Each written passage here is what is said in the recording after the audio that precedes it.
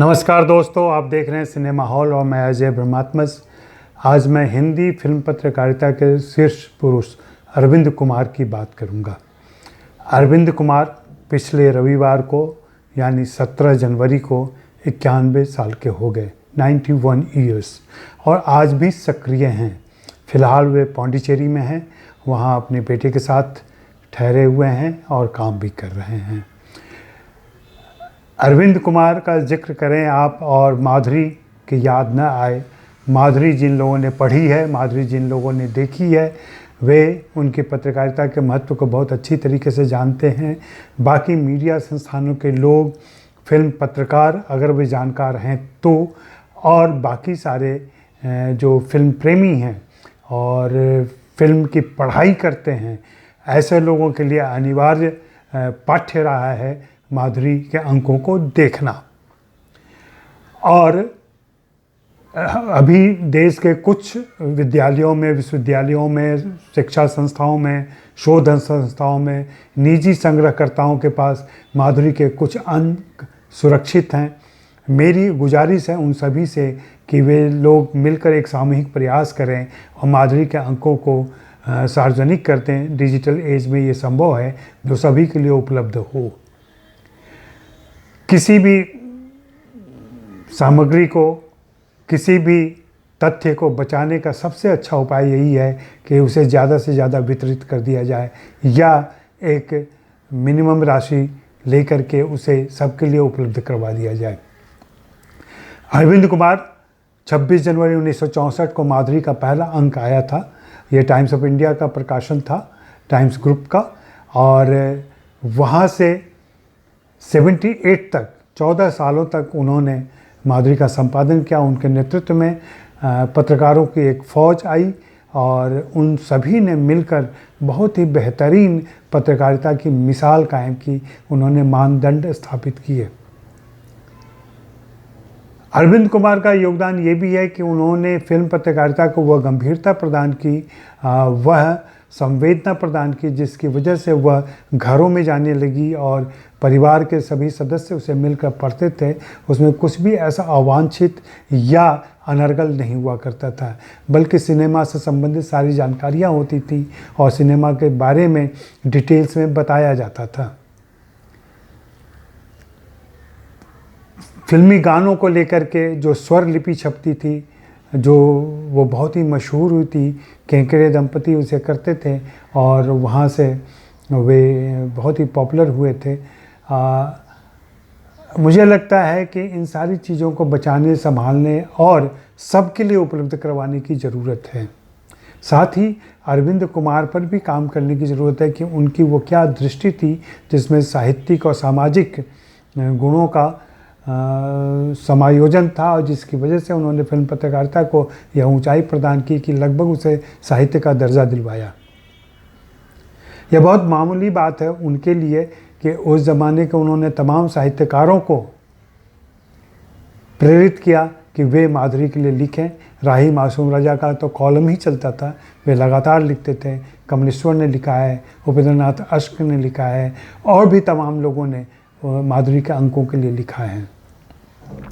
मैं पिछले कई सालों से यह प्रयास कर रहा हूँ कि फिल्मों पर जो साहित्यकार हैं उनकी राय ली जाए। कुछ एक मैंने जमा किए हैं और भी कर रहा हूँ मैं। उससे एक साहित्यिक दृष्टि, एक साहित्यिक दृष्टिकोण मिलेगा सिनेमा को समझने का। उससे भी बढ़कर सबसे बड़ी चीज़ है कि जो सौंदर्य दृष्टि होनी चाहिए भारतीय सिनेमा को देखने, परखने और समझने की, उसके टूल्स मिल सकते हैं, उसके सूत्र मिल सकते हैं अगर देश के कुछ चुनिंदा साहित्यकार सिनेमा की बात करें और सिनेमा के उन गुणों की बात करें जिसने उन्हें प्रभावित किया है, या उन फिल्मों की ही बात करें जिन फिल्मों ने उनको प्रभावित किया है। यह सब कुछ मैं अरविंद कुमार के बहाने कह रहा हूँ। पिछले दिनों एक वेबिनार में उनके साथ बैठने का मौका मिला, उन्हें सुनने का मौका मिला, उन्हें देखने का भी मौका मिला। वहाँ तो बहुत चंद बातें हो पाई, लेकिन दिल्ली के हमारे युवा मित्र संजीव श्रीवास्तव ने उनके साथ लंबी बातचीत की है। उन्होंने तो पूरे बातचीत को 100 अंकों में छापा है। पिक्चर प्लस में, और अब वो जल्दी ही माधुरी काल नाम से किताब प्रकाशित हो रही है, जिसे नॉटनल ने प्रकाशित किया है। जी हाँ, नॉटनल वही है संस्था है जहाँ से मेरी किताबें भी ई बुक के तौर पर आती हैं। मैं चाहूँगा कि वह किताब सब कोई ख़रीदें, आप लोग पढ़ें, देखें और उनके विचारों को समझें। किस तरीके से एक सम्यक दृष्टि देते हैं वे, कि जब आप अपने समय के कलाकारों से बात कर रहे हैं, फिल्मी हस्तियों से बात कर रहे हैं, तो उनसे कौन सी बातें की जानी चाहिए, उनके कौन से गुण, उनके कौन सी विशेषताएं का जिक्र हो, और उनके बारे में आम पाठकों को, आम दर्शकों को मालूम होना चाहिए, जिससे वे उनके बारे में एक राय बना सकें, एक धारणा बना सकें और उन फिल्मों को ज़्यादा गहराई से, ज़्यादा अच्छी तरीके से समझ सकें। तो ऐसे शीर्ष पुरुष अरविंद कुमार को मैं प्रणाम करता हूं, और उनके इस अध्यवसाय को जो उन्होंने माधुरी में रहते हुए किया, और माधुरी से निकलने के बाद उन्होंने जिस तरीके से हिंदी का थिसारस तैयार किया, एक लंबे शब्द साधना कह लें, शब्द संधान कह लें, अक्षर साधना कह लें, यह उन्होंने किया है और यह भी काम पूरा हो चुका है। हालांकि वे अभी भी लगे हुए हैं और काम किए जा रहे हैं, उनकी स्मरण शक्ति बहुत तीव्र है, सारी चीज़ें उनको ग्राफिक मेमोरी जिसको कहते हैं वह है, उनकी एलिफेंट मेमोरी कह सकते हैं। उनको सारी घटनाएं याद हैं, वे व्यक्ति याद हैं, उनकी मुलाकातें याद हैं, और उसे वे संजीव श्रीवास्तव के साथ शेयर करते रहे हैं, जो बहुत जल्दी माधुरी काल के रूप में हमारे सामने आ जाएगी। इस मौके पर जैसा कि मैंने फेसबुक पर किया कि और ट्विटर पर कि अरविंद कुमार को पद्म सम्मान मिलना चाहिए, इसका एक अभियान चलना चाहिए। मुझे मेरे मित्रों ने बताया कि इस साल के लिए तो देर हो चुकी है, क्योंकि नवंबर तक ही उसकी संस्तुति की जाती है, उसके लिए आग्रह भेजा जाता है। तो मैं सभी हिंदी प्रेमियों से, फिल्म प्रेमियों से और फिल्म पत्रकारिता के प्रेमियों से आग्रह करूँगा कि आप इस साल ज़रूर याद रखें, नवंबर के पहले हम सभी को अरविंद कुमार के लिए संस्तुति भेजनी है, ताकि उन्हें पद्म सम्मान मिले, उनके योगदान को रेखांकित किया जा सके सरकारी तौर पर। हालांकि उन्होंने कभी किसी पुरस्कार या सम्मान के लिए कोई काम नहीं किया, लेकिन उनके इस निस्वार्थ योगदान को तो रेखांकित करने की ज़रूरत है बाद की पीढ़ियों को। आज की फिल्म पत्रकारिता पर बात करने की अलग से ज़रूरत भी है, और बातें भी होनी चाहिए कि फिल्म पत्रकारिता किस स्थिति में चली गई है। मैं इसमें इंडिविजुअल पत्रकारों का कोई दोष नहीं मानता हूँ, यह सांस्थानिक दोष है, और कहीं ना कहीं हम सभी एक दूसरे की नकल करने के पीछे पड़े हुए हैं, और इसमें सबसे ज़्यादा हम अंग्रेजी पत्रकारिता की नकल कर रहे हैं। माधुरी के बाद से ही जिस चटपटी और सनसनीखेज पत्रकारिता की नकल हुई, गॉसिपिंग प्रधानता हुई, मेरा मानना है कि वह भी चटनी की तरह इस्तेमाल होना चाहिए, लेकिन वही मुख्य पत्रकारिता नहीं होनी चाहिए। सिर्फ जीवन शैली फिल्म पत्रकारिता नहीं है। फिल्म के क्राफ्ट पर बात होनी चाहिए, फिल्म की कला पक्ष पर बात होनी चाहिए, फिल्म के अन्य गतिविधियों पर बात होनी चाहिए, उनके तकनीशियनों पर बात होनी चाहिए। हम सभी को इस दिशा में प्रयास करना चाहिए।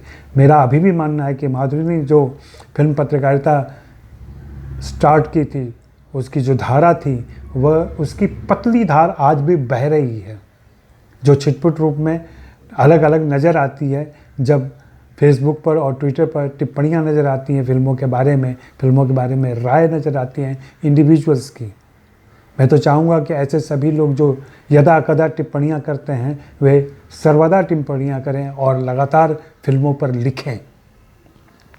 हम सभी को फिल्मों पर लिखना चाहिए। फिल्म हमारे जीवन का हिस्सा हो चुका है, जैसे कि राजनीति हमारे जीवन का हिस्सा है। ठीक है कि राजनीति पर हम नहीं लिख सकते, लेकिन राजनीति पर अपने विचार तो रखते ही हैं हम। फिल्मों पर हमारे विचार हैं, बहुत दृढ़ विचार हैं, ठोस विचार हैं, हमारी धारणाएं हैं, उन सभी को प्रकट करना चाहिए। तो अरविंद कुमार को फिर से याद करते हुए, ससम्मान याद करते हुए, मैं आप सभी से आग्रह करता हूँ कि इस साल याद रखिएगा कि उन्हें पद्म सम्मान के लिए हमें संस्तुति भेजनी है उनकी, और आग्रह करना है। शुक्रिया, मेहरबानी, धन्यवाद।